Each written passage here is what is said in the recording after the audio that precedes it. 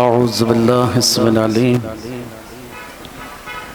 من الشیطان الرجیم بسم اللہ الرحمن الرحیم الحمد للہ الذی ہدانا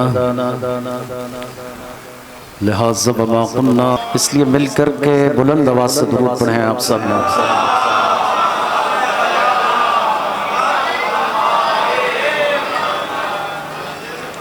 دعا ہے کہ پروردگار آپ تمام برادران ایمانی کی حاجت فرمائیں، اور جو تمنائیں ہیں، جو مرادیں ہیں، بارگاہ رب الحسین میں منظور اور مقبول ہوں۔ بانیان مجلس کا انتظام اہتمام پروردگار اپنی بارگاہ میں منظور اور مقبول فرمائیں، اور جو بھی مقاصد خیر ہیں انہیں کامیابی اور کامرانی عطا فرمائیں۔ دعا ہے کہ پروردگار زوار منظور حسین بھٹا، زوار زوجہ زوار کالو خان چانڈیا، زوجہ عطا حسین خان چانڈیا، والدہ راہب حسین، والدہ جہانگیر عباس، منصب علی بھٹا، جواد حیدر چانڈیا۔ پروردگار ان کے درجات کو بلند فرمائیں، صغیرہ کبیرہ گناہوں کو معاف فرمائیں، کروٹ جوار محمد کار خیر انجام دینے کی توفیق عطا فرمائیں۔ ایک ایسی صلوات پڑھیں کہ مجلس پر نور ہو جائے۔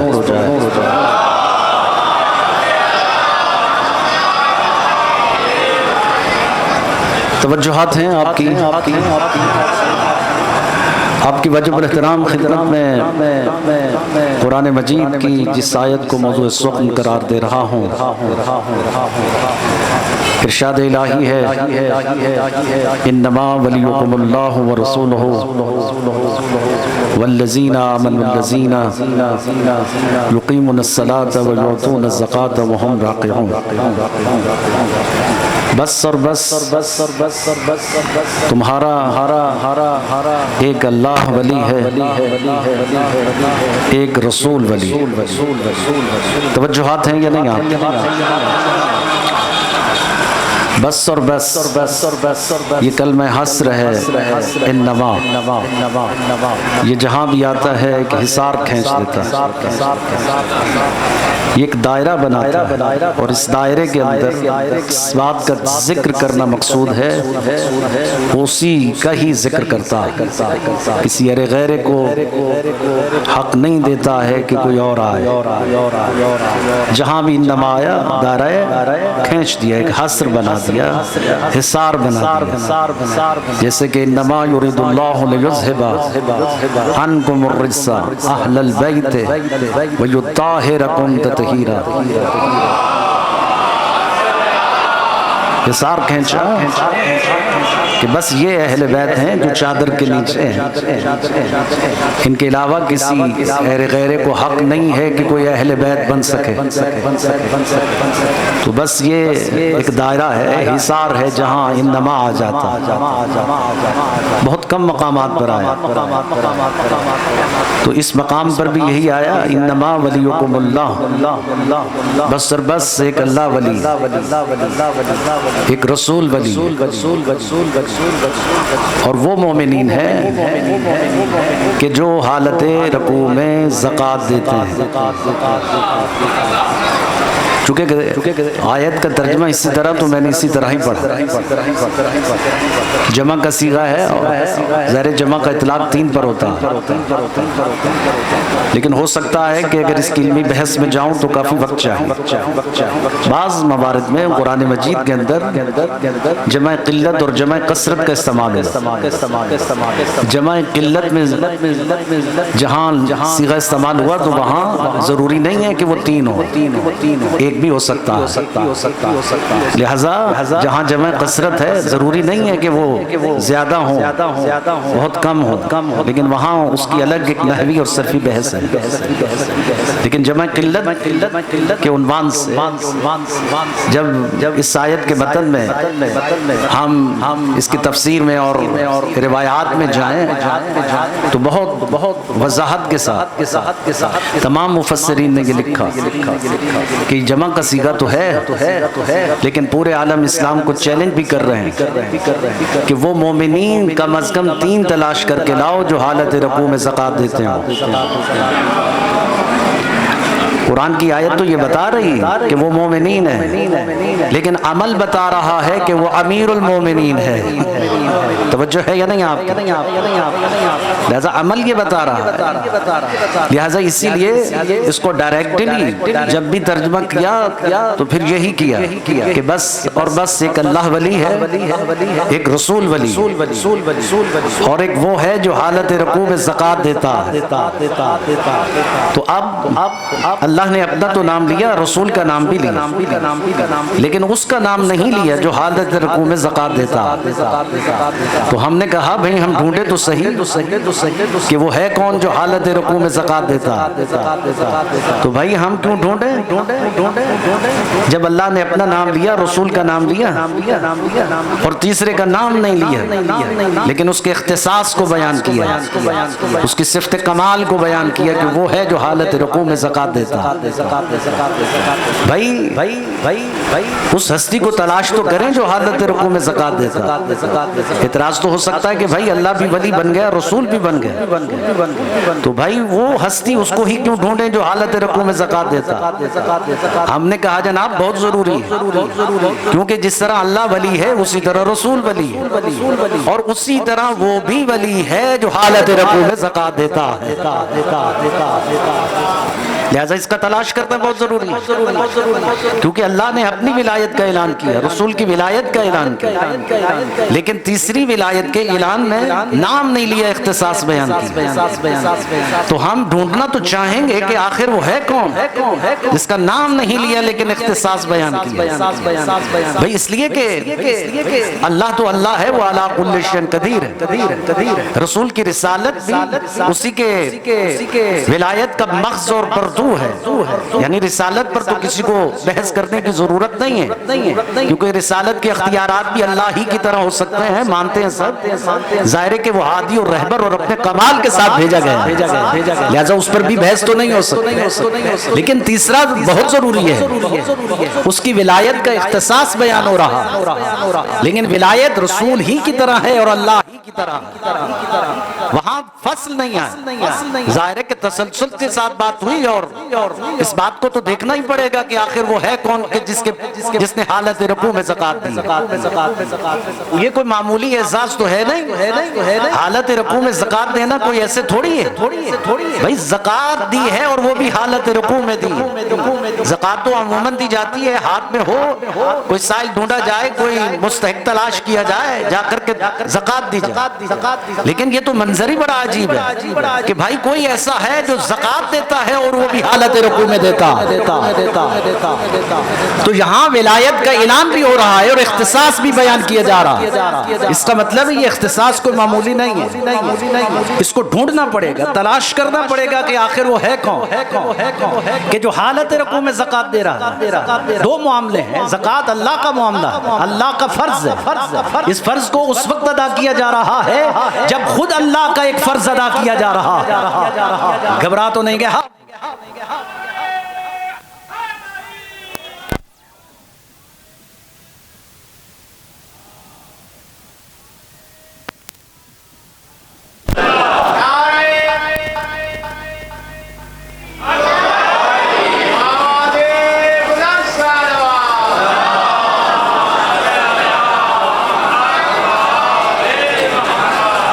آپ گھبرائے ہوئے تو نہیں ہیں؟ توجہات آپ کی ہیں یا نہیں ہیں؟ تو میں عرض کر رہا ہوں یہ کمال ہے بھائی، اللہ ہی کا ایک فرض ہے، اللہ ہی کے فرض میں یہ ادا کیا جا رہا، یہ کوئی معمولی منصب تو نہیں۔ دو فرضوں میں ایک ولی کا ذکر، اور وہ ولی اسی طرح ہے جس طرح رسول ہے اور جس طرح اللہ ہے۔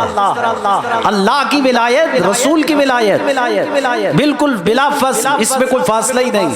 یہاں تو یہ بحث ہی نہیں کی جا رہی کہ یہ جو حالت رکوع میں زکوٰۃ دے رہا ہے یہ میرے طرح کا ولی نہیں ہے یا میرے جیسا ولی نہیں ہے، یا یہاں یہ مینشن نہیں کیا جا رہا کہ بھائی اس کی ولایت کچھ اور ہے، نہیں، اس کی ولایت اللہ ہی کی طرح ہے، رسول ہی کی طرح ہے، لیکن اس کا اختصاص یہ ہے کہ یہ حالت رکوع میں زکوٰۃ دے رہا، اللہ کے فرض میں ایک اللہ کا فرض ادا کیا جا رہا ہے، تو پھر بڑا ہی ضروری ہو گیا کہ ہم ڈھونڈے تو صحیح کہ آخر یہ ہے کون کہ جو حالت رکوع میں زکوٰۃ دے رہا۔ تو اس کی جو آیت کا شان نزول ہے، میں بس تھوڑا سا وہ بیان کر کے آگے بڑھنا چاہتا ہوں۔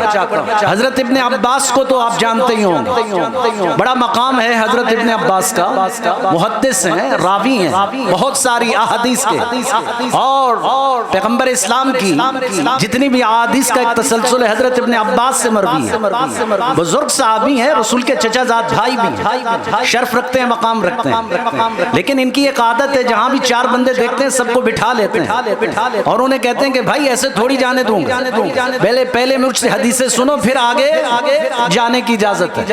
ان کا معمول ہوتا تھا چائے زمزم کے کنارے پہ جب لوگ پانی بھرنے آتے تو ان کے مٹکے اپنے قبضے میں لے لیتے، خبردار کسی کو اجازت نہیں ہے مٹکا اٹھانے کی، پہلے میری باتیں سنو پھر مٹکا پانی بھر کے لے کر لاتے۔ ابن عباس بزرگ بھی تھے، مٹکے رکھ لیا کرتے تھے، پانی نہیں بھرنے دیتے تھے، مجمع آ جاتا مٹکے لگے ہوتے، بھائی یہ مٹکے سائڈ پہ رکھو پہلے میری باتیں سنو، باتیں کیا سنانی، وہ احادیث نبویہ سناتے اور سب کو جمع کر کے پیغمبر کی احادیث بیان کرتے، چائے زمزم کے کنارے پہ ایک بڑا رش لگا ہوتا تھا ہر روز، لیکن ایک شخص بڑی تاڑ میں رہتا تھا کہ یار حدیثیں تو مجھے بھی ابن عباس سے زیادہ آتی ہیں، موقع ہی نہیں دیتے ابن عباس، یہ کیا بات ہوئی، کیا سارا حق ابن عباس کے پاس ہے کہ وہی حدیثیں سنا، ہمیں حق نہیں کہ ہم بھی کچھ سنائیں، لیکن بیچارہ جب بھی کبھی سنانے لگتے تو ابن عباس ڈانٹ دیتے، میں تم سے بڑا ہوں۔ یہ بڑا ہونا بھی بڑا پرابلم ہے، بڑے ہونے پر لوگ خلیفہ بن جاتے ہیں، توجہ ہے یا نہیں آپ کی، یہ خلیفہ بھی تو بڑے ہونے پر بنائے گئے، لہٰذا بڑا ہونا بھی ایک بڑا زحم ہے، کہیں پر بھی آ جائے بڑا خطرناک ہوتا۔ اب یہ زحم تو ابن عباس کو ہے کہ میں بڑا ہوں لہٰذا میری ہی سنو۔ ایک دن وہ جو اس تاڑ میں ہے کہ بھائی میں بھی کچھ سناؤں، اس نے ایک ترکیب سوچی، اور ترکیب یہ سوچی کہ بھائی آج تو میں کچھ سنا کے رہوں گا، نقاب پہن لیا، نقاب پہن کے تھوڑا سا آواز کو بھی بدل لیا، جا کر کے اسی مجمع میں بیٹھ گئے، ابن عباس نے حدیث کو شروع کر دیا، نقاب پوش نے کہا بس کریے، بس بہت ہو گئے، آپ کو بہت حدیثیں آتی ہیں، مجھے بھی آپ سے کم نہیں آتی ہیں، میں بھی سنا، بس یہ بات کرنی تھی۔ ابن عباس کو غصہ آ گیا، جلال آ گیا، ارے بھائی تمہیں مجھ سے زیادہ کیسے حدیثیں آتی ہیں، اگر آتی ہیں تو آج مقابلہ ہوگا، پھر دیکھتے ہیں کہ سب سے زیادہ حدیثیں کون سناتا۔ اب حضرت عباس کو جوش کیا آیا، مقابلہ ہی شروع ہو گیا، نقاب پوش نے کہا میں بھی پھر آج دیکھتا ہوں کون جیتتا، حدیثیں مجھے زیادہ آتی ہیں یا آپ کو زیادہ آتی ہیں۔ ابن عباس حدیث سنا رہے، نقاب پوش بھی حدیث سنا رہا، ابن عباس کی حدیث ختم ہوئی، نقاب پوش کی شروع ہو گئی، نقاب پوش کی حدیث ختم ہوئی، ابن عباس کی شروع ہو گئی، بس کیا ہے کہ چلتے ہی جا رہے ہیں، بڑھتے ہی چلے جا رہے ہیں، مجمع پریشان ہے، بھائی ہم تو پانی بھرنے آئے تھے، ہماری تو بیگم پیچھے پیاسی بیٹھی، اتنا مشکل ہوتا ہے جب بیگم کوئی پیاسی بیٹھی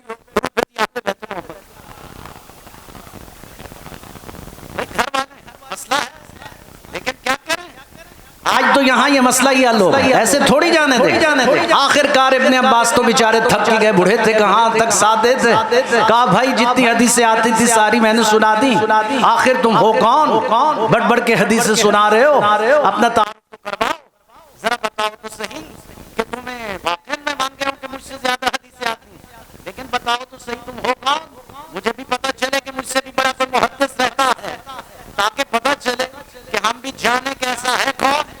ایک مرتبہ نقاب پوش نے نقاب پوشا اور اڑ کر کہنے لگا جو جانتا ہے وہ جان لے، جو پہچانتا ہے وہ پہچان لے، میں جندب ابن جنادہ ابو ذر غفاری بدری ہوں۔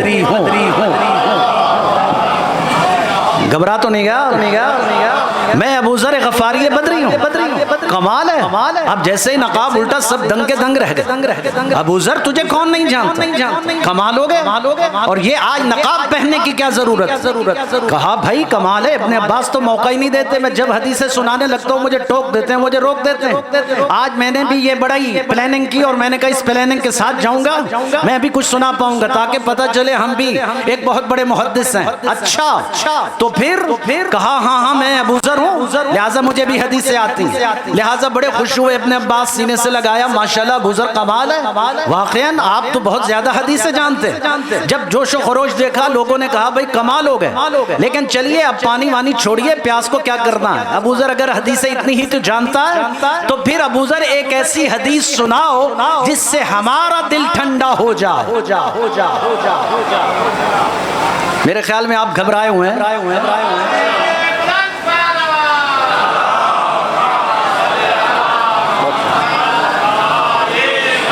ایسی حدیث اب کیا ہے کہ ایسا یعنی کوئی ایسی حدیث سناؤ جس سے ہمارا دل بھی ٹھنڈا ہو جائے. تو کیا آپ بھی وہ حدیث سننا چاہتے ہیں جس سے آپ کا دل ٹھنڈا ہو جائے؟ بھائی گرمی ہے نا.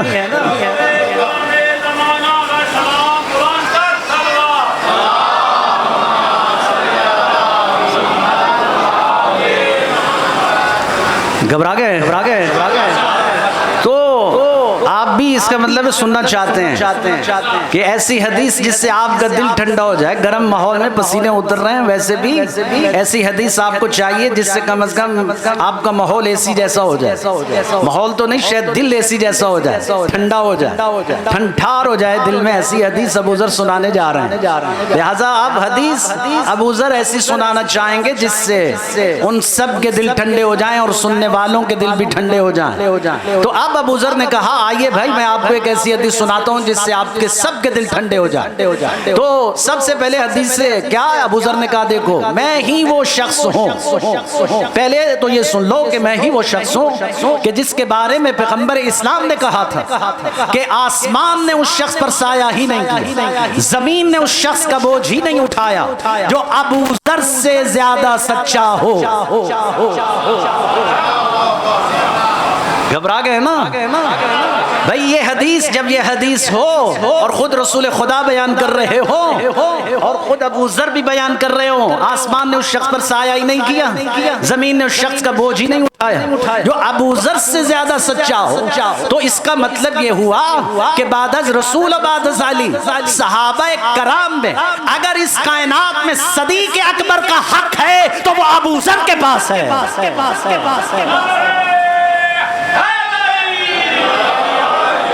لہذا صدیق اکبر بازبان رسول صدیق اکبر تو ابو ذر ٹھہرے, اور خود ابو ذر یہ کہہ رہے. لہٰذا آپ ابو ذر کہتے ہیں بیان سن لیا میں وہی ابو ذر ہوں کہ جس کے بارے میں آسمان نے سایہ ہی نہیں کیا, زمین نے بوجھ نہیں اٹھایا. میری سچائی کی تو یہ دلیل ہے, خود رسول خدا بیان کر. تو اب میں آپ کو وہ حدیث سناتا ہوں جس سے آپ کے دل ٹھنڈے ہو جائیں. کیا ہے؟ اب ابو ذر کہتے ہیں میں ایک دن مسجد نبوی میں پیغمبر کے ساتھ محو گفتگو تھا, پیغمبر کے ساتھ بیٹھا ہوا کہ نمازی مسجد نبوی نمازیوں سے بھری ہوئی. ان نمازیوں میں نے دیکھا کہ حیدر کرار ابو طالب کا بیٹا بھی نماز پڑھ رہا تھا. بس میں نے کیا دیکھا کہ اتنے میں ایک سائل آیا اور اس نے صدا دی, ہے کوئی اللہ کی رحم میں مجھے کچھ دینے والا, ہے کوئی اللہ کی رحم میں مجھے کچھ دینے والا. بھری مسجد میں سے کسی نے کچھ نہیں دیا, اور جب وہ کچھ نہیں ملا تو وہ جاتے ہوئے یہ کہہ کے جا رہا ہے خدایا تیری بارگاہ سے خالی جا رہا ہوں. اور جب اس نے کہا کہ میں تیری بارگاہ سے خالی جا رہا ہوں تو جو بارگاہ خدا بندی میں پہنچا ہوا تھا اس نے یہ شکوہ سنا. اس نے جب یہ شکوہ سنا تو برداشت نہیں کر سکا. بس برداشت کیا کر سکا کہ سائل جا رہا تھا کہ اس رکوع کرنے والے میں جو رکوع میں تھا کہ اس کے ہاتھ میں انگوٹھی تھی, بس اس انگوٹھی کو اس نے حرکت دی. بس وہ حرکت دینے کی دیر تھی کہ انگوٹھی پرواز کرتی ہوئی سائل کے ہاتھ میں چلی گئی.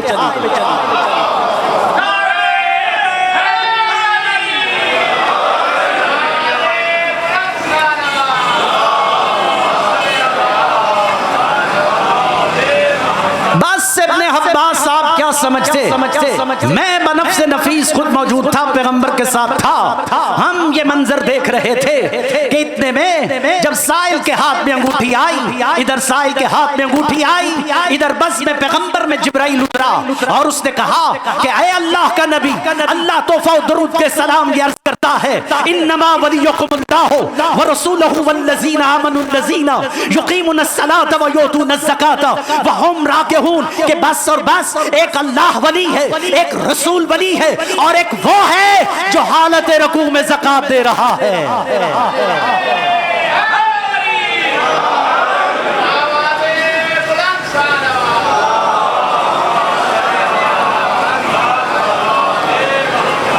حالت رکوع میں زکات دے رہا ہے۔ بس ابن عباس کیا پوچھتے ہو کہ ادھر پیغمبر کھڑے ہوئے سیدھے وہاں پہنچے جہاں علی کھڑے، علی نے اپنی نماز کو مکمل کی اور پیغمبر نے سینے سے لگا، علی کا ہاتھ چوما، علی کا ماتھا چوما، علی کو سینے سے لگا، کہا یا علی مبارک ہو، اللہ نے آج میری ولایت کے ساتھ تیری ولایت کا بھی اعلان کیا ہے۔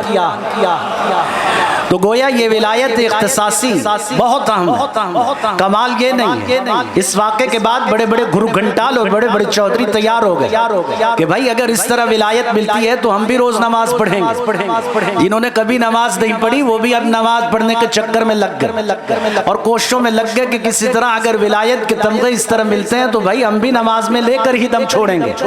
لہٰذا 3 دن تک بڑے بڑے چودھری اسی تیاری اور آمادگی کے ساتھ نماز میں آتے رہے۔ بس پہلے دن انتظار ہوا کہ اب بھی کوئی سائل آئے گا، انگوٹھیاں بھی ہاتھ میں پہن کے آتے رہے، لیکن خاک، لیکن دوسرے دن بھی خاک، تیسرے دن بھی خاک، اور 3 دن تک تو یہ عمل ہوتا رہا۔ چوتھے دن تو باقاعدہ فقیر کو سکھا کر کے آئے جب ہم حالت رکوع میں جائیں تو تم بھی آ کر کے انگوٹھی اتار لینا۔ لہٰذا بڑے بڑے گرو گھنٹال اس طرح کے کام کرتے رہے۔ اللہ بھی جانتا ہے کہ ایسا ہوگا کیونکہ میرے علی کا بغض ان کے سینوں میں رسخ ہے۔ جب بھی میں کوئی ولایت کا، کوئی تمغے کا، کوئی عزت کا، احترام کا، جب بھی علی کو کوئی تمغہ دیتا ہوں تو ان کے دل پھوٹنے لگتے ہیں، ان کے دلوں میں بڑے پرابلم پیدا ہو جاتے ہیں۔ لہٰذا میں بھی جانتا ہوں کہ اس کے بعد اس طرح کے پرابلم کریں گے، کوشش کریں گے، لیکن کمال یہ نہیں ہے کہ کسی فقیر کو آپ سکھائیے کہ انگوٹھی لے کر کے کھڑے ہو جاؤ، رکوع میں کھڑے ہو جاؤ، زکات کی بھی لے کر کے آؤ۔ کمال یہ نہیں ہے کہ انگوٹھی لے کر کھڑے ہو جاؤ اور فقیر کو بھی سکھاؤ کہ وہ آئے اور اتار کر لے جائے۔ کمال یہ ہے کہ انگوٹھی تیرے ہاتھ میں ہو اور تو اشارہ کرے اور انگوٹھی پرواز کرتی ہوئی سائل کے ہاتھ میں چلی جائے۔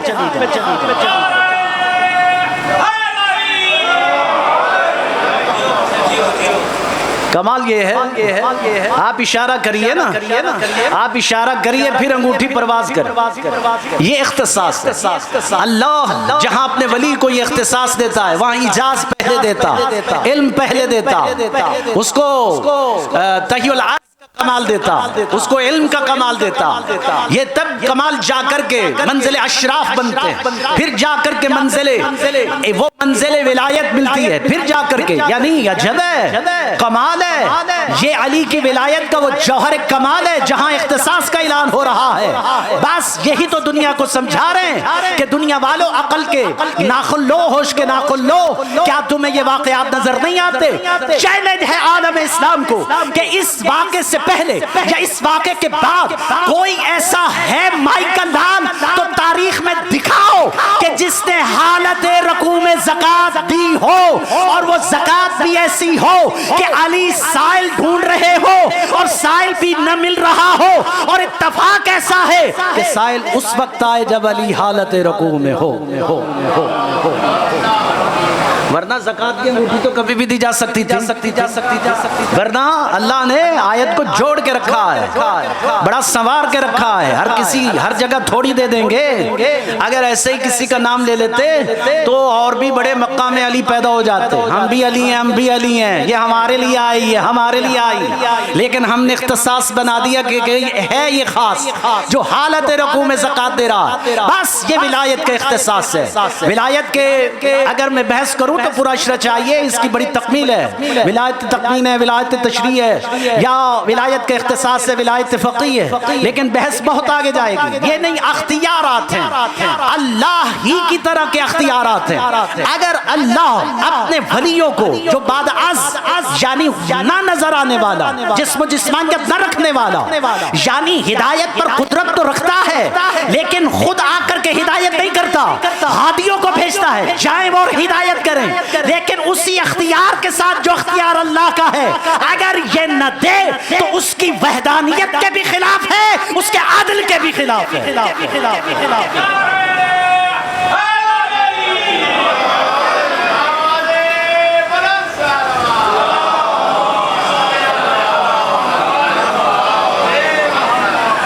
ولایت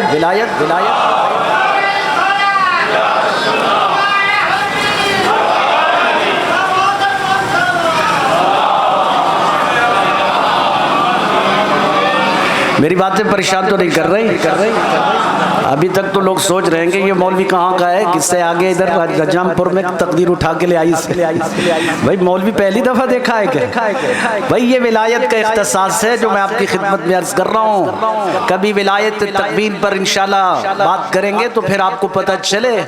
ہم وہ مولوی ہیں، بہت سارے ہمارے ہی لبادے میں بہت سارے مولوی ہیں جو اس ولایت کو مانتے ہی نہیں ہیں، جو ولایت تکوین کا، ولایت تشریع کا قائل نہیں ہے، وہ شیعہ نہیں ہے۔ ہاں دوسرے موارد میں مولا علی کے جتنے بھی فضائل ہیں اس میں ہمارے برادران اہل سنت بھی شامل ہیں، بہت سارے لوگ شامل ہیں، لیکن خاص کر کے ولایت تکوین پر عقیدہ، ولایت تشریع پر عقیدہ، یہ شیعہ ہونے کا خاص مرحلہ ہے، اس پہ بہت پابند ہونا پڑے گا۔ ہم سب کا، آقا رہبر سید علی خامنائی کا، قائد شہید علامہ عارف حسینی کا، امام خمینی رحمت اللہ علیہ، دیگر جتنے بھی ہمارے جید علماء فقہا، سب ولایت تکوین اور تشریع کے قائل ہیں اور اس پر مکمل ایمان اور ایقان رکھتے ہیں۔ اور اگر ولایت تشریع اور ولایت تکوین پر عقیدہ نہ ہو تو ہم کبھی بھی یہ محاذ جو آج لگے ہوئے ہیں یہ نہیں لڑ سکتے۔ ان کے جیت، ان میں جیتنا، ان تمام میدانوں اور محاذوں میں سر کرنا اس بات کی دلیل ہے کہ ہم علی کی ولایت تکوین پر ایمان رکھتے ہیں۔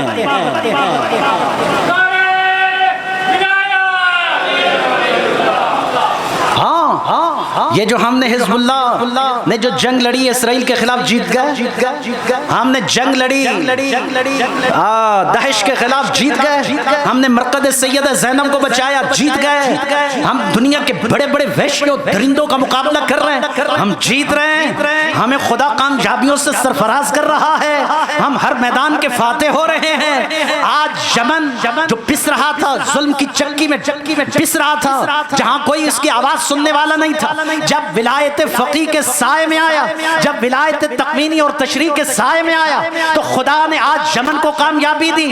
بس جب بھی کوئی علی کی ولایت کو تکوین اور تشریع کے ساتھ قبول کرتا چلا جائے گا، اللہ اس کو دنیا میں بھی کامیاب کرے گا، آخرت میں بھی کامیاب کرے گا۔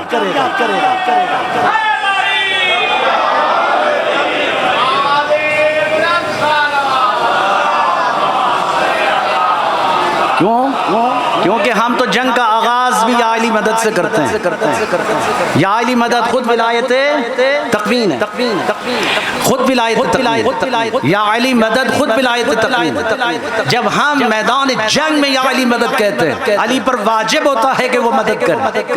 یہ ضرور اسی طرح جس طرح واقعات ہیں ہمارے ہاں، یہ تھوڑی ہوتا، اختیار ہیں اللہ ہی کی طرح، اسی کے دیے ہوئے اختیار ہیں، وہ اپنے اختیار کو جب چاہے جہاں چاہے استعمال کرتا ہے۔ میں اپنی بات نہیں کر رہا ہوں، آیت اللہ جوادی عاملی اس وقت قوم میں بہت بڑا مقام ہے، ایک بہت بڑی شخصیت ہے، 40,000 کے لگ بھگ تو صرف ان کے ایک درس میں لوگ ہوتے ہیں۔ آیت اللہ جوادی عاملی کا ایک عظیم جملہ آپ کی نظر کر رہا ہوں، چونکہ وقت نہیں میں بہت تیزی سے گزرنا چاہتا ہوں۔ آیت اللہ جوادی عاملی ولایت تکوینی کے مغز میں لکھتے ہیں، پچھلے دنوں بڑا عودھم مچا، میں نے کسی مجلس میں اسی بات کو پڑھا تو ہمارے ہی کسی مولوی نے بڑا اٹھایا، شرک کر دیا مولانا نے، بس یہ تو مشرک ہو گئے۔ بھائی یہ شرک تو مشرک تو راہوں میں پڑا ہے, جب چاہے آپ اٹھا کر کے لے جائیے. بڑے کلپ چلائے لیکن نہیں, چیلنج ہے. آیت اللہ جوادی عاملی کی کتاب دکھا سکتے ہیں, حوالے موجود. قوم سے بیٹھے علماء نے جواب دیے, کتابیں اٹھا اٹھا کر کے دکھائیں کہ بھائی کہاں رہتے ہو, کس جگہ رہتے ہو. یہ ناسبیوں والا عقیدہ ہمیں نہیں چاہیے, یہ نجدیوں والا عقیدہ ہمیں نہیں چاہیے. ہمیں وہ شیعہ بننا ہے جو علی چاہتا ہے کہ میرا شیعہ ایسا ہو.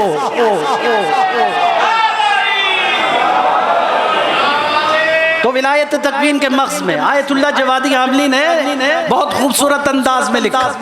آیت اللہ جوادی عاملی لکھتے ہیں کہ جو اثر اللہ کے کن میں, مجھے نہیں پتا آپ کی سمجھ میں یہ بات آئے گی یا نہیں آئے گی. بہت ساروں کو آئے شاید, بہت ساروں کو نہ, لیکن میرا کام صرف پڑھنا ہے, آپ کا کام تو سننا ہی ہے. لیکن سن کے جائیے, مزے لیجئے علی کی ولایت کا, اور لطف لیجئے اور شکر کیجئے کہ اللہ نے تمہیں علی والا بنایا ہے, کسی غیرے کا نہیں بنایا, علی والا بنایا. علی والا ہونا فخر کی بات ہے. جب یہ روایت پڑھوں گا تو پھر سینے فخر سے چوڑے کر کے سڑکوں پر چلنا کہ اللہ نے ہمیں علی کا مطیع اور علی جیسا رہبر ہمارا ہے. تو آیت اللہ جوادی عاملی کہتے ہیں کہ جو اثر اللہ کے کن میں ہے. بھائی جب تک آپ توجہ نہیں کریں گے میں اگلا جملہ نہیں پڑھوں گا. جو اثر اللہ کے کن میں ہے, پھر جو اثر اللہ کے کن میں, وہ اثر علی کی بسم اللہ کی بے میں.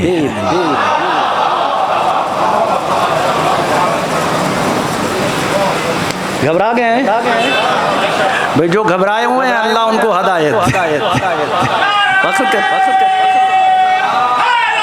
بہت شکریہ, مجھ پہ بڑا احسان کیا, میں رومال کہیں بھول آیا ہوں گاڑی میں, تو یہ بڑا کسی نے اچھا پہچان لیا آپ نے میری کیفیت کو. خدا آپ کو سلامت رکھے. درود بھیجیے آل بیت محمد.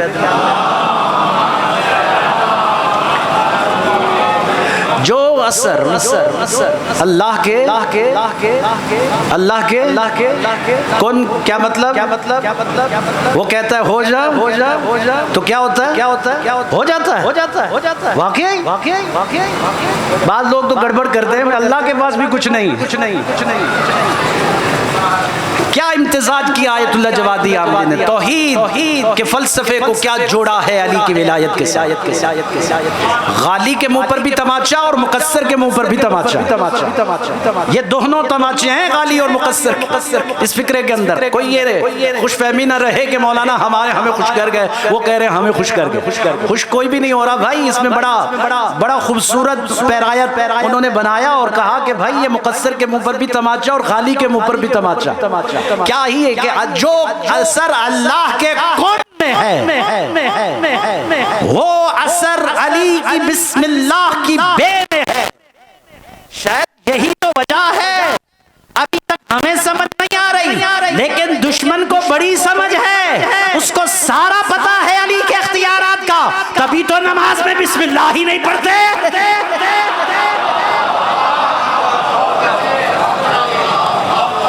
پڑھتے ہیں بسم اللہ. ہاں میں بسم اللہ ہی نہیں, دنیا کا ہر کام بسم اللہ سے, مگر نماز بسم اللہ سے نہیں. بھائی نماز کیوں بسم اللہ سے نہیں؟ چونکہ اس میں علی آ گئے, علی کا نام آ گیا, علی کی بے آ گئی. یہ تو عجیب بات ہو گئی نا.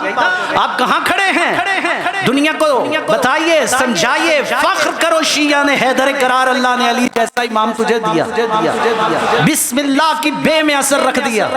ہاں سائنسدان تو 1400 سال پہلے بسم اللہ پہ ورک کر رہا تھا, سوچ رہا تھا کہ بھئی یہ نقطہ ہے کیا. اس نے کہا تھا کہ نقطے میں علم بند کیا جا سکتا, تو ثابت کر دیا کہ نقطے کے اندر بھی علم بند ہو سکتا.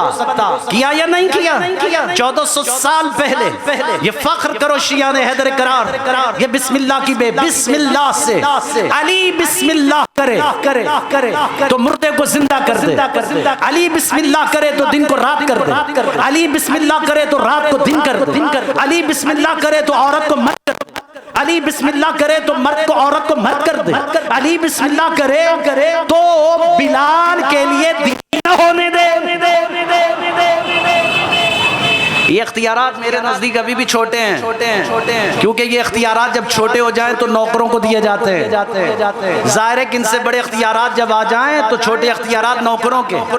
اور یہ جو انگوٹھی سلمان جو انگوٹھی دی ہے نا علی نے حالت رکوع میں، روایات یہ بتاتی ہیں کہ یہ انگوٹھی کوئی معمولی انگوٹھی نہیں، حضرت سلیمان پیغمبر کی انگوٹھی تھی۔ اسی انگوٹھی کو حرکت دیتے تھے تو تخت بلقیس منگوا لیتے تھے، ہوائیں چلاتے تھے، دن کو رات کرتے تھے، یہ سارے اختیارات اسی انگوٹھی میں تھے، اور انگوٹھی کی حرکت سے ہی پورا نظام مملکت اور حکومت چلاتے تھے۔ ورثے میں یہ انگوٹھی مولا علی کے ہاتھ میں آئی تھی۔ کمال ہو گیا یا علی، اتنے اختیارات والی انگوٹھی ایک فقیر کو دے دی۔ بھائی وہ فقیر کیا ہوگا، کیا قسمت ہوگی اس فقیر کی جو انگوٹھی لے گیا۔ اب ہمیں نہیں پتا کہ وہ فقیر کیا تھا، کون تھا، کیسا تھا، لے گیا بس وہ تو لے گیا۔ یہی وجہ ہے کہ جب اختیارات بڑے ہو جائیں تو چھوٹے اختیارات نوکروں کو دیے جاتے ہیں۔ یہ نوکر کے ہیں، یہ اختیار ولایت تقنینی ہے، اس کا مقصد مولا علی کے پاس نہیں ہے، سب کے پاس۔ یہ اختیارات میرے مولا حسن کے پاس بھی، یہ اختیارات میرے مولا حسین کے پاس بھی، یہ اختیارات میرے مولا سید الساجدین کے پاس بھی ہیں۔ سید الساجدین مولا جب چاہیں جس وقت چاہیں اس اختیار کو استعمال کر سکتے ہیں۔ ہاں تم کہاں بیٹھے ہو، فخر کرو شیعان حیدر کرار کہ اللہ نے تمہیں ایسے رہبر دیے، ایسے پاک اور پاکیزہ رہبر دنیا میں کہیں ہیں تو لا کر کے دکھاؤ، کیونکہ اس اللہ کو ان سے بڑی محبت ہے، بڑا پیار ہے، کیونکہ اس پرتوے ولایت میں اللہ نے جو ولایت کا نظام اپنے لیے خلق کیا وہی نظام رسول کے لیے بنایا، وہی نظام ان کے لیے بنایا۔ یہی وجہ ہے کہ اس کے نظام ولایت میں اسے جو پسند آیا وہ ان کے لیے مختص کرتا چلا گیا، کیونکہ وہ محمود تھا، اس نے وہ محمود تھا، اس نے پسند آیا تو محمد بنایا۔ توجہ کرو گے آپ یا نہیں کرو گے، آگے بڑھ رہا ہوں۔ وہ محمود تھا، محمد بنایا، وہ اعلیٰ تھا، انہیں علی بنایا، وہ محسن تھا، حسن بنایا، وہ احسان تھا، اس حسین بنایا، وہ فاطر السماوات تھا، فاطمہ بنایا۔ اس کو علم باقرین سے محبت تھی تو علوم باقر کا محور محمد باقر کو بنایا۔ اسے یعنی عبادت پسندی تو زین العابدین سید الساجدین بنایا۔ اس کو علم دین کے پھیلاؤ میں محبت اور عشق تھا تو امام جعفر صادق بنایا۔ اس کو غصہ پی جانا پسند تھا تو موسیٰ کاظم بنایا۔ اس کو سیاسی نظام پسند تھا تو امام علی رضا بنایا۔ اس کو تقوی پسند تھا تو محمد تقی بنایا۔ اس کو نقاوت پسندی تو علی نقی بنایا۔ اس کو دشمن کے مقابلے میں لشکر رسانی پسند تھی تو حسن عسکری بنایا۔ اس کو غیبت پسند تھی تو امام غائب بنایا۔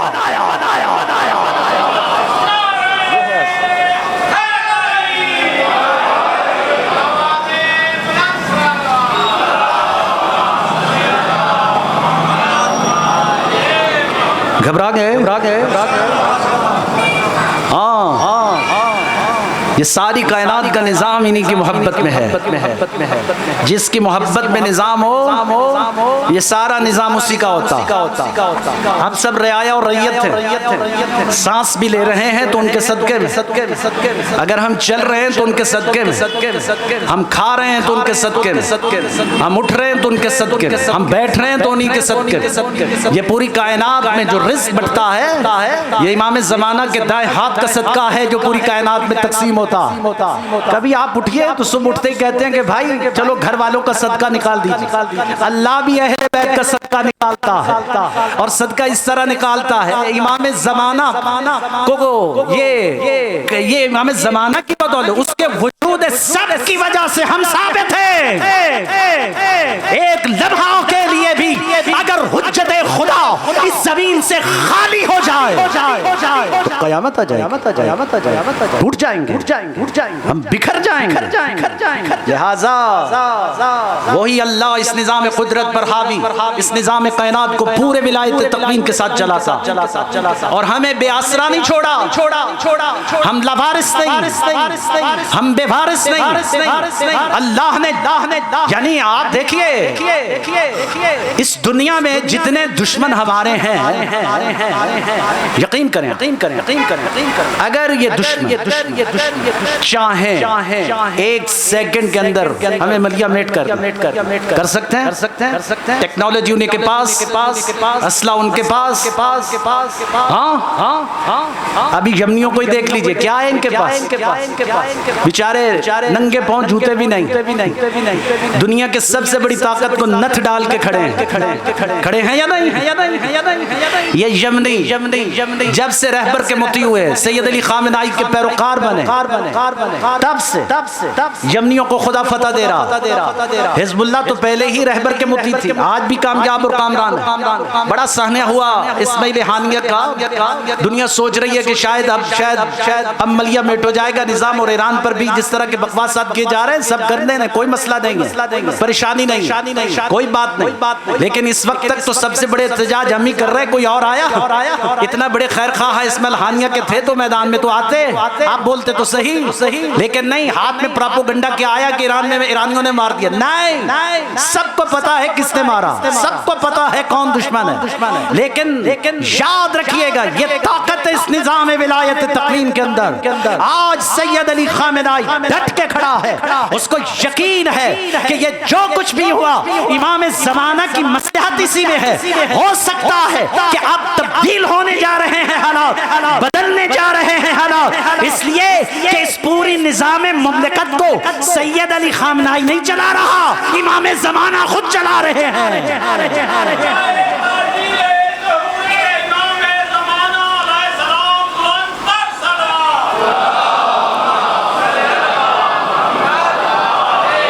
یہ سرکاری حجت چلاتے ہیں، یہ ان کے حکم سے پورا نظام چلتا. بس یہ ولایت تقویم کے مقصد میں کبھی انشاءاللہ موقع ملا تو بات کریں گے. ایک ولایت تقویم کس پورے نظام اور سسٹم کو اللہ کے حکم سے وقت کا ولی چلاتا. تحیہ العرض اگر انسان نفس کے مراحل کو اتنا عبور کر لے تو اس میں کامیابی حاصل ہو سکتی ہے، جس طرح قاسم سلیمانی نے کی. قاسم سلیمانی بھی تحیہ العرض تھے. آپ کو پتا ہے کہ اس میدان جنگ میں سیدہ زینب سلام اللہ علیہ کا یہ مدافع جو سیدہ زینب سلام اللہ علیہ کے حرم کی جنگ لڑ رہا تھا، پوری دنیا میں یہ واحد سپاہی تھا جو فجر کی نماز کربلا میں پڑھتا ہے، ظہر کی نماز وہ حرم امام حسین میں پڑھتا ہے، اور فجر کی نماز حرم امام حسین میں پڑھتا ہے، اور ظہر کی نماز وہ جنت البقیع میں سیدہ زہرا کے مرکز پر پڑھتا ہے، اور پھر ایک نماز وہ مرکز سیدہ زینب پر پڑھتا. یعنی عجب ہے جب دنیا یہ نظارہ دکھا رہی تھی، جب ابو بکر جو وہ تھا جس نے کہا تھا کہ سر کاٹ کے لاؤ قاسم سلیمانی کا، منہ مانگے ڈالر دوں گا، قاسم سلیمانی نے دوسرے دن کہا تھا جب تم اعلان کر رہے تھے میں تیرے سامنے بیٹھا ہوا تھا. یہ ولایت تقویم کے مقصد ایک عام انسان بھی اگر اس کا عقیدہ اپنا لے اور اس عقیدے پر دشمن کے مقابلے پر کھڑا ہو جائے، خدا فتح دیتا. یہ وہ جنگ تھوڑی ہے جو تورا بورا میں لڑی جا رہی ہے، جو آج تک تورا بورا کا پتہ بھی نہیں چلا کہاں چلے گئے. یہ وہ جنگ ہے جو خیبر کی طرح لڑی جاتی ہے، بدر کی طرح لڑی جاتی ہے، خندق کی طرح لڑی جاتی ہے، مردوں کی طرح لڑی جاتی ہے. یہ وہ جنگیں جو مرد لڑتے ہیں، عورتیں نہیں لڑتے. یہ نظام ولایت تقویم اور تشریح. بس ولایت تقویم میں اگر میں بحث کروں تو بہت وقت جائے. ایک ولایت تشریح ہے.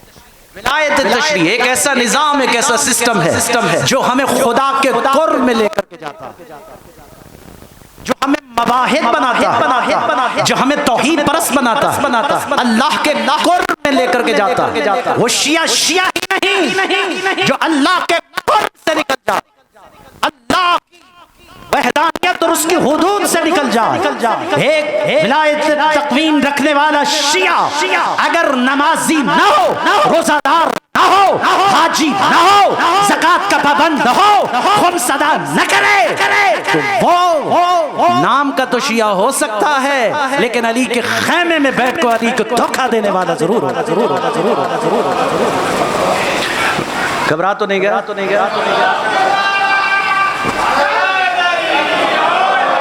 وہ دھوکہ تو دے سکتا ہے، یہ دھوکہ نہیں ہے، دھوکہ مت دیجئے۔ یہ نہیں ہو سکتا کہ نعرہ علی کا لگائیے اور خیمہ بھی علی کا چوائس کر لیجئے بس بہت اچھا ہے۔ اولاً تو اچھا ہی نہیں لگے گا، کیونکہ ادھر تو بھوک ہے، ادھر تو افلاس ہے، ادھر تو مشکلات ہیں، ادھر تو بڑا تنگ اور بڑا دقیق سفر ہے، کیا کر یہاں تو قتل ہونا سعادت ہے۔ کسی نے کہا اچھا ہے نماز پڑھنے کا مزہ علی کے پیچھے آتا ہے اور کھانے کا مزہ فرعون شام کے پاس آتا، بس کھانے والے اور لڑنے والے اور میدان جنگ کے غازی اور۔ ہاں بہت اہم ہے جو آپ کی خدمت میں عرض کر رہا ہوں، ولایت تشریح ایک ایسا نظام، ایک ایسا سسٹم جو ہمیں خدا کے قرب میں لے کر کے جا، یہ کم از کم ہمیں نمازی بناتا ہے، روزہ دار بناتا ہے، یہ دعائے کمیل پڑھواتا ہے، یہ دعائے ندبہ پڑھواتا ہے، یہ ہم سے اللہ سے راز و نیاز کرواتا ہے، ہمیں اللہ کے قریب لے جاتا ہے۔ جب ہم اللہ کے قریب جاتے ہیں تو پھر اللہ کہتا ہے بہت اچھا میرے پاس آئے ہو، اب جنت جانا چاہتے ہو تو میرے علی کے راستے پر چلو، میرا علی ہے، علی صراط مستقیم۔ بس اگر جنت، میں کبھی کبھی سوچتا ہوں آپ نماز کیوں پڑھتے ہیں، روزہ کیوں رکھتے ہیں، کیا لینے کے لیے؟ جنت۔ اچھا نماز تو ہم اللہ کے لیے پڑھے، روزہ ہم اللہ کے لیے رکھے، جنت بھی تو اللہ ہی دینا، جنت تو اللہ ہی کو دینی چاہیے، جو محصل جنت سارا کچھ جنت کے لیے تو کر رہے ہیں، لیکن کمال ہو گئے جب اللہ کے پاس گئے جنت لینے تو کہا میں نے علی کو دے دیا، اس سے لے لو۔ قسیم النار والجنہ، کس کو بنایا؟ مولا علی کو۔ گھبرا گئے بھائی، قسیم النار والجنہ کون ہے؟ ہاں بھائی جب تک بولیں گے نہیں میں تو آگے نہیں بڑھوں گا۔ مولا علی کون ہے؟ قسیم النار والجنہ، جنت کون دے گا؟ علی۔ توجہ چاہوں گا، کیا ولایت علی کا عشق ہے، مزے لے کر جاؤ جو آج بیان جا رہا ہوں، دنیا کو سمجھاؤ، فخر کرو، کیا قسیم النار والجنہ، کیا نظارہ ہوگا جب تقسیم کرنے والا علی ہوگا جنت اور دوزخ کو، اور مقام محشر میں ایک حال دھار کا نظام ہوگا اور ہائے ہائے کا مزاج ہوگا، اور لوگ جنت اور دوزخ کی طرف جا رہے ہوں گے، اور علی میدان محشر میں جنت کے ٹکٹ تقسیم کر رہے ہوں گے، اور وہاں کیا منظر ہوگا کہ جب صراط مستقیم پر علی کے چاہنے والوں کو گزارا جا رہا ہوگا، ایک طرف جنت ہوگی، ایک طرف دوزخ ہوگی، اور دوزخ یہ چیخ کر کہہ رہے ہوگی کہ یا علی اپنے چاہنے والوں کو صراط مستقیم کے اس پل سے جلدی گزارو، کیونکہ ان کے گزرنے سے ان کے دل میں جو تیری محبت ہے اس کی وجہ سے اللہ جہنم کی آگ کو ٹھنڈا کر رہا ہے۔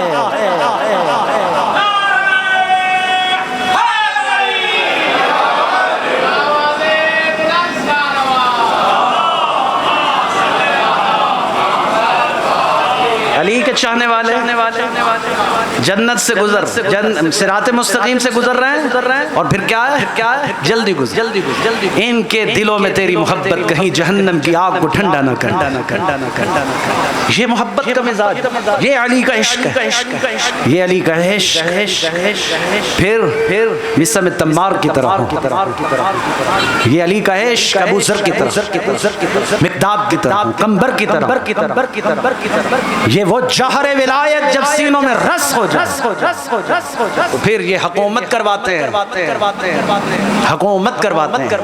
نفسوں پر حکومت کرواتے ہیں، دلوں پر حکومت کرواتے ہیں، تب جا کے یہ مزاج بنتا ہے، تب جا کے یہ کردار بنتا ہے، سیرت بنتی ہے۔ بس آخری بات کر کے آپ کی زحمتوں کو تمام، ایک ولایت کا تعارف بہت ضروری ہے، ہمارے معاشرے میں بہت اہم ہے، میں اس کے فلسفے میں نہیں جاتا۔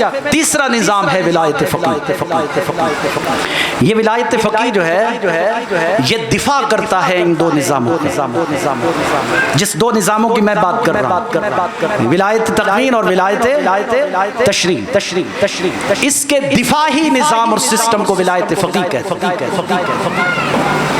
یہ دفاع کرتا ہے. جب بھی ان پر کوئی مشکل آ جائے یہ سینہ سپر ہو جاتا ہے, ڈٹ جاتا ہے, یہ کھڑا ہو جاتا ہے. یہ تیمم کی طرح توجہ چاہوں گا, میں بہت آسان لفظوں میں سمجھا رہا ہوں. یہ تیمم کی طرح جب آپ کو پانی نہ ملے تو آپ کیا کرتے ہیں؟ کیا کرتے ہیں؟ تیمم کرتے ہیں. جب آپ کو پانی میسر نہ ہو وضو کرنے کے لیے تو کیا کرتے ہیں؟ تیمم. تیمم کیا ہے؟ وضو کا بدل ہے. نظام ولایت فقیہ ان دو نظاموں کا بدل ہے.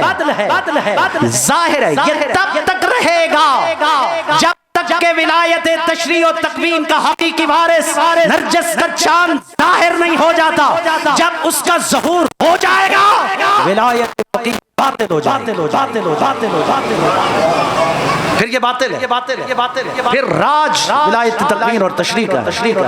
لہذا جب تک امام زمانہ غیبت کبریٰ میں ہیں ہم جس نظام کے پیروکار بنے وہ ولایت فقیہ. ہاں اس نظام کے تحت ہمیں چلنا ہوگا, اس سسٹم اور اس دائرے میں رہنا ہوگا. تو ہم شیعہ نہیں, تو ہم جذباتی شیعہ ہیں, ہم نظریاتی نہیں.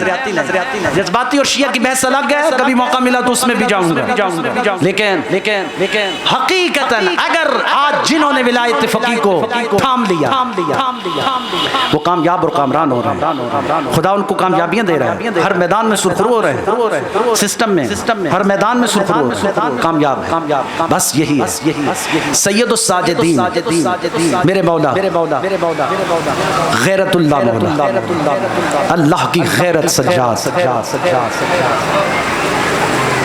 آج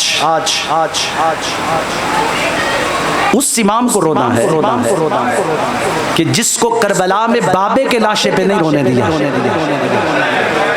رونے دیا.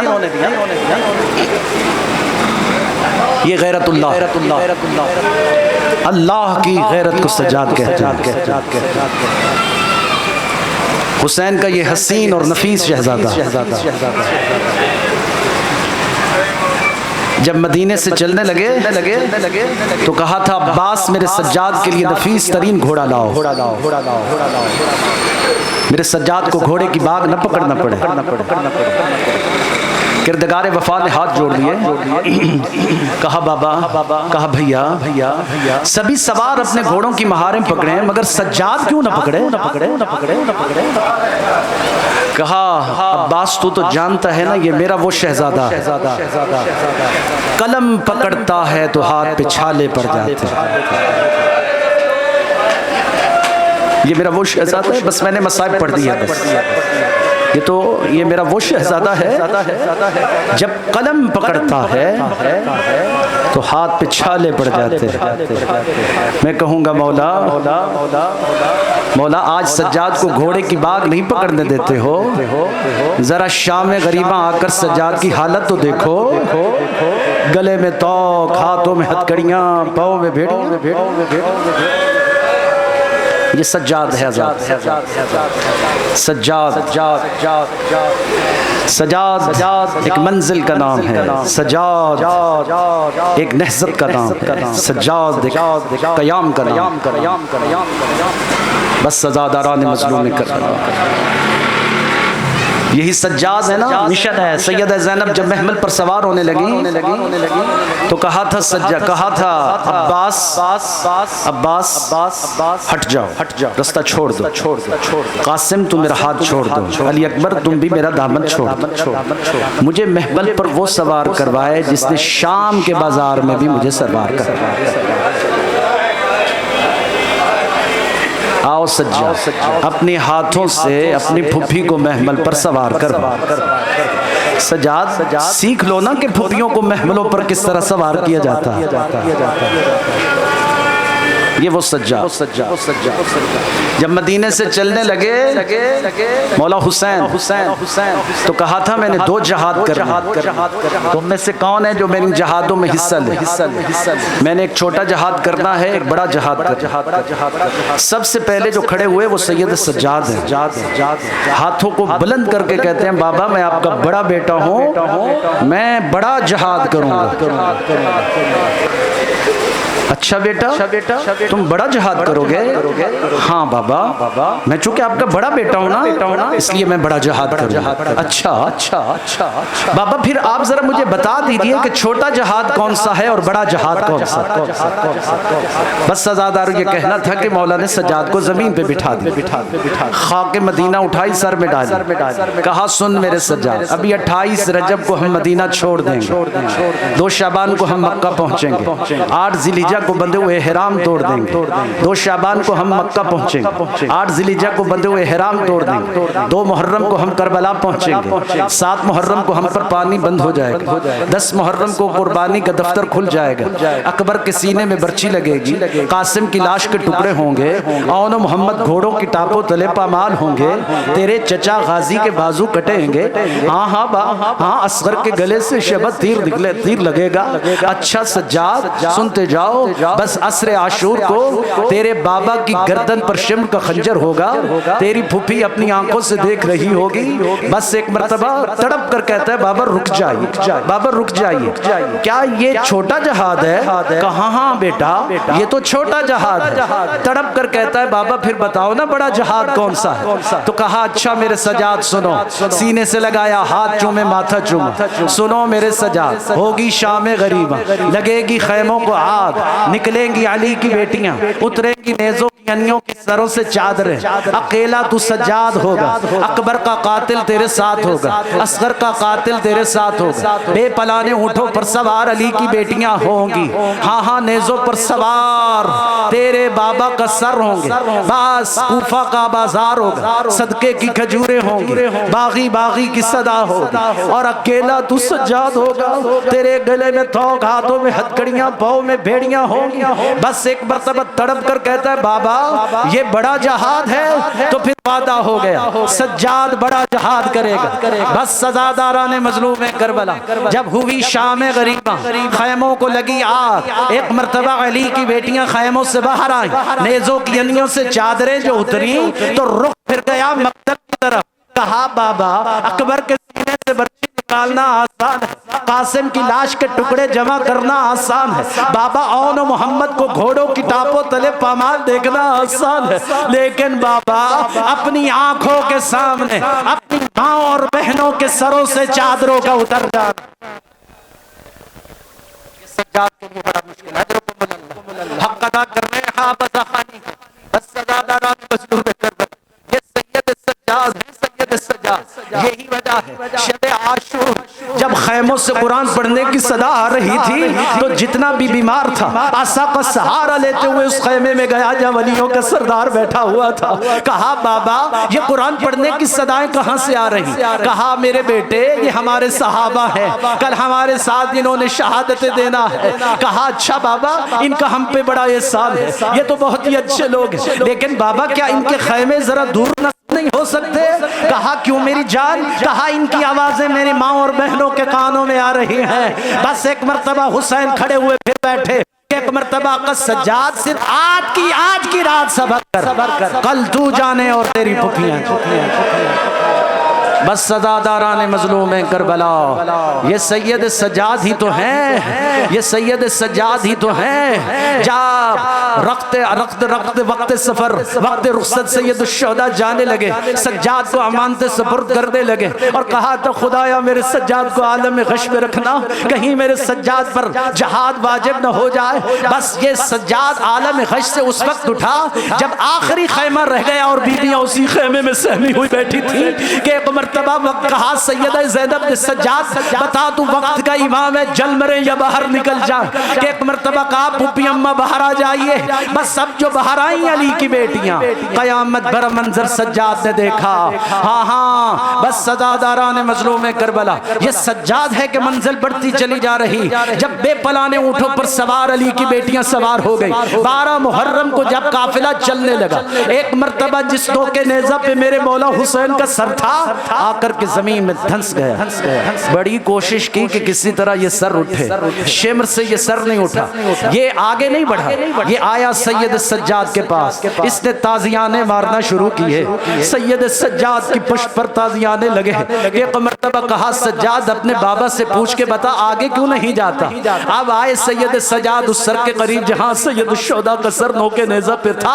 ایک مرتبہ ہاتھ جوڑ کے کہتا ہے بابا سجاد میں تازیانہ کھانے کی سکت نہیں ہے بابا، بابا بتاؤ آگے کیوں نہیں جاتے ہو. کہا سجاد میں آگے کیسے جاؤں، میری سکینہ ناقہ سے گر گئی ہے، جب تک سکینہ نہیں آئے گی میں آگے نہیں بڑھوں گا. بس سزادار سید سجاد آئے سید زینب کے پاس. پھپھی اماں کیا ناقہ پر سکینہ نہیں ہے؟ کہا نہیں میرے لال سکینہ ناقہ سے گر گئی. بس سزادارو نہ جانے سیدہ زینب نے محمل سے اپنے آپ کو کس طرح گرایا ہوگا کہ ایک مرتبہ دونوں پھپھی بھتیجے سکینہ کو ڈھونڈ رہے. سکینہ کہاں چلی گئی ہو، مجھے آواز تو دو. کیا دیکھا ایک کالے برقعے والی بی بی، اس کی گود میں سکینہ بیٹھی ہوئی ہے. کہا سکینہ میری بچی یہ کون ہے جس کی گود میں بیٹھی ہو؟ اس بی بی نے کہا زینب مجھے پہچانا نہیں ہے. کہا نہیں. کہا پہچان میں تیری ماں زہرا ہوں، جو بھی بچہ گرتا میں اسے اپنی گود میں لے لیتی. بس سزاداروں نے مظلوم کربلا. میں نے پڑھا نا غیرت اللہ، اللہ کی غیرت کو سجاد کہتے ہیں. کسی نے مولا سے کہا مولا کوفہ میں تو مسلم بھی آئے تھے لیکن ان کا سینہ تنا ہوا تھا، وہ سینہ تان کے کھڑے ہوئے تھے، ان کے چہرے پر تو خوف نہیں تھا. میں آپ کو دیکھتا ہوں آپ کی کمر جھکی ہوئی ہے، آپ کی نگاہیں جھکی ہوئی ہیں، آپ کی منزل اور ہے. کہا تم نے انصاف نہیں کی. مسلم کے آنے کا انداز اور تھا، میرے آنے کا انداز اور ہے. مسلم جب آئے تو تنہا تھے، میں جب سر اٹھاتا ہوں تو کہیں پھپھی کے کھلے بال، کہیں علی کی بیٹیوں کے کھلے بال، کہیں نوکے نیزہ پر سار. سجاد کی منزل بڑی عجیب ہے. بس سزاداران مظلوم کربلا. آج دو قضیے نہیں، آج دو قضیہ نہیں ہوا. آج سادات کے گھر میں 2 صفحے ماتم بچھی ہوئی ہے. بس ایک مرتبہ کیا ہے کہ بس تھوڑے سے مسائب میں پڑھ کے میں آپ کی زحمتوں کو تمام کرتا ہوں. ابھی قبلہ نے بھی تو پڑھا ہے کہ ہاں 40 سال رویا ہے سجاد. بازار کو دیکھتے تو روتے، لوگوں کا ہجوم دیکھتے تو روتے، کوئی کھانا کھاتا تو روتے، کوئی پانی پیتا تو روتے، کوئی جانور ذبح کرتے تو روتے. اور اس سے پوچھتے کیا تم نے اس کو ذبح کرنے سے پہلے پانی پلایا؟ وہ کہتا ہے مولا میں مسلمان ہوں، شریعت کے احکام جانتا ہوں، جانور کو ذبح کرنے سے پہلے پانی پلایا جاتا ہے. بس ایک مرتبہ دھاڑ نکل جاتی. کہا وار غربت کربلا، میرا بابا تو کربلا میں پیاسا مارا گیا. بس سزاداران مظلوم کربلا وضو کرتے تو اتنا روتے کہ پانی جو ہے آنکھوں کا خون پانی میں شامل ہو جاتا. ہاں ایک قصائی ایک شخص روایت کرتا، میں ایک مکان سے گزر رہا تھا، میں نے دیکھا کہ پرنالے سے خون آ رہا. میں نے کہا کیسے لوگ ہیں جو جانور چھتوں پر ذبح کرتے.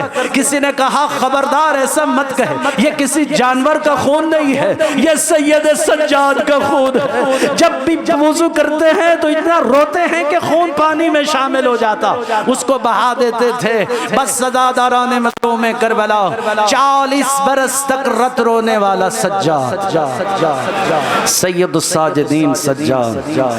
ہاں کبھی منزلیں ایسی بھی آئیں کہ یہ وہ سجاد ہے کہ عالم غربت میں بابا کے مشن کو لے کے آگے بڑھ رہا تھا.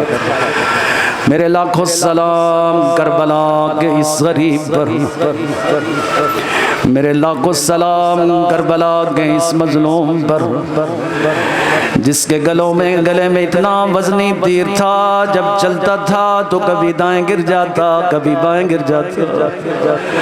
پاؤں میں اتنے وزنی زنجیر کے قدم اٹھاتے ہوئے سجاد کو کئی منٹ لگتے، کھڑا نہیں ہو پاتا، چلتا ہے تو چل نہیں پاتا. نہ جانے اپنی پھپھیوں کے قافلوں کے ساتھ نہ جانے کیسے آگے بڑھ رہا ہے. بس سزاداران مظلوم کربلا. کوفہ کا بازار ہے، باغی باغی کی صدا ہے، صدقے کی کھجوریں پھینکی جا رہی ہے. ایک ملعون ہے جو گرم پانی کر کے لایا سید سجاد اور قافلے کافلے پر گرم پانی پھینکے جا رہے. سہیل نامی شخص روایت کرتا ہے میں نے ایک ایسے قیدی کو دیکھا جس کے گلے میں توق، ہاتھوں میں ہتھکڑیاں، پاؤں میں بیڑیاں ہیں. میں نے کہا السلام علیک یا ایھا الاسیر، اے قیدی میرا سلام ہو. قیدی نے کہا وعلیک السلام، اے سلام کرنے والے اگر محسوس نہ کرو تو ایک مرتبہ پھر سلام بھیج. اس نے کہا السلام علیک یا ایھا الغریب، اے غریب قیدی میرا سلام ہو. قیدی نے کہا سلام کرنے والے اگر محسوس نہ کرو تو ایک مرتبہ پھر سلام بھیج. قیدی نے کہا، سہیل کہتے ہیں میں نے کہا السلام علیک یا ایھا المظلوم، میں مظلوم قیدی میرا سلام ہو. قیدی نے کہا وعلیک السلام، اگر محسوس نہ کرو تو ایک مرتبہ پھر سلام بھیج. سہیل تڑپ کر کہتا ہے قیدی تو جو بار بار کہتا ہے مجھ پر سلام بھیج، کیا آج تک تجھ پر کسی نے سلام نہیں بھیجا؟ قیدی کہتا ہے ہم وہ ہیں کہ جن پر اللہ درود و سلام بھیجتا ہے، مگر کربلا سے لے کر کوفہ کسی مسلمان نے مجھے لائق سلام نہیں سمجھا. سہیل تڑپ کر کہتا ہے قیدی تو کیا کہہ رہا ہے؟ اللہ تو درود و سلام میرے مولا حسین پر بھیجتا. کیا تو میرے مولا حسین کو جانتا ہے؟ قیدی نے کہا جس طرح میں جانتا ہوں کائنات میں کوئی نہیں جانتا. تیرے مولا کا ایک علی اکبر تھا، ایک علی اصغر تھا. سہیل تڑپ کر کہتا ہے قیدی تو کیا کہہ رہے؟ اللہ میرے مولا کو علی اکبر کے ساتھ آباد رکھے، اللہ میرے مولا کی جھولی علی اصغر کے ساتھ آباد رکھے. تو کیا کہہ رہا ہے؟ قیدی نے کہا میں سچ کہہ رہا ہوں، تیرے مولا کہ علی اکبر کو کربلا کے سینے میں، کربلا میں علی اکبر کے سینے میں برچھی لگ گئی، قاسم کی لاش کے ٹکڑے ہو گئے، آون و محمد گھوڑوں کی ٹاپوں تلے پامال ہو گئے، اصغر کے گلے میں سے شباتیر لگ گئے. عزادارو سہیل تڑپ کر کہتا ہے قیدی بس کر بتا تو صحیح تو کون ہے؟ کان علی ابن الحسین، میں حسین کا بیٹا سجاد ہوں. جب کہا نا میں حسین کا بیٹا سجاد ہوں، سہیل تڑپ کر کہتا ہے سجاد اور بازار، اگر تو سجاد ہے تو بازار میں کیسے؟ سید سجاد کہتے ہیں یہ کیوں نہیں کہتا زینب اور بازار؟ سہیل تڑپ کر کہتا ہے مولا یہ کیا کہہ رہے ہو زینب اور بازار؟ کہا سہیل یہ ناقہ پر علی کی بیٹیاں پابند سلاسل. سہیل سر نہیں اٹھاتا، کہتا ہے مولا اس سے پہلے کہ میرا سر اٹھے مجھے موت دے، میں یہ منظر نہ دیکھوں. عزادار سہیل نے اپنا سر دیوار میں مارنا شروع کیا کہ اب جو سید سجاد نے اس کا شانہ ہلایا کہا انا للہ و انا الیہ راجعون. سجاد رو کر کہنے لگے وار غربت. ادھر سیدہ زینب کی ناقہ سے آواز آئی سجاد یہ کون ہے؟ کہا پھپھی اماں یہ ہمارا چاہنے والا حبدار اہل بیت ہے. جب اس نے سنا کہ علی کی بیٹیاں بازار میں آئی ہیں یہ برداشت نہیں کر سکا، یہ تو مر گیا ہے. آزادار سیدہ زینب کی چیخیں بلند ہونے لگی. کہا وار خدایا یہ چھوٹی سی مصیبت نہیں دیکھ سکا. زینب کربلا سے لے کر کوفہ تازیانوں پہ تازیانے کھا رہی ہے، باغی کی صدا.